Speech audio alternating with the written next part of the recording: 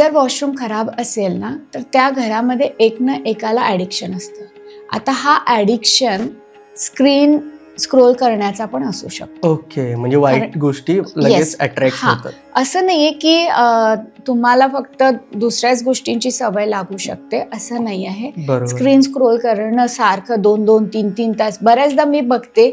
माझे क्लायंट हो पण म्हणतात, हो मॅडम आम्ही विचार करतो 11लाच झोपूया, फक्त 10 मिनिटं मोबाईल बघते आणि 2 कधी वाजतात रात्रीचे कळत नाही.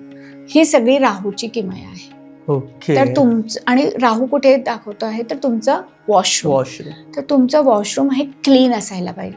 छोटंसं असू दे कसंही असू दे, हा ऑलवेज धुतलेला नीट क्लीन असायला पाहिजे, ड्राय असायला पाहिजे आणि WC हा रोज क्लीन झाला पाहिजे.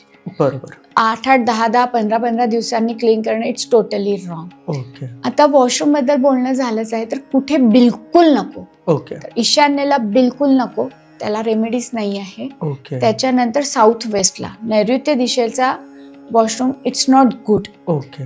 पण नैऋत्येच्या बाजूलाच दक्षिण नैऋत्य आहे एक्झॅक्ट. म्हणून मी म्हणते की तुम्हाला फ्लोअर प्लॅन पाहिजे परफेक्ट. तर दक्षिण नैऋत्येला असलेला वॉशरूम हा उत्तम.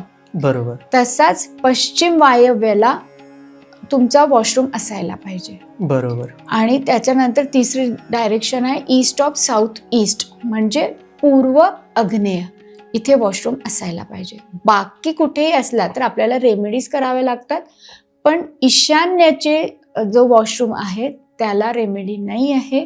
तर तिथे नकोच, त्याला तोडफोड शिवाय दुसरे कोणती रेमेडी नाही आहे. याबद्दलचा सविस्तर व्हिडिओ भक्ती प्रवाह या आपल्या YouTube चॅनलवर नक्की बघा.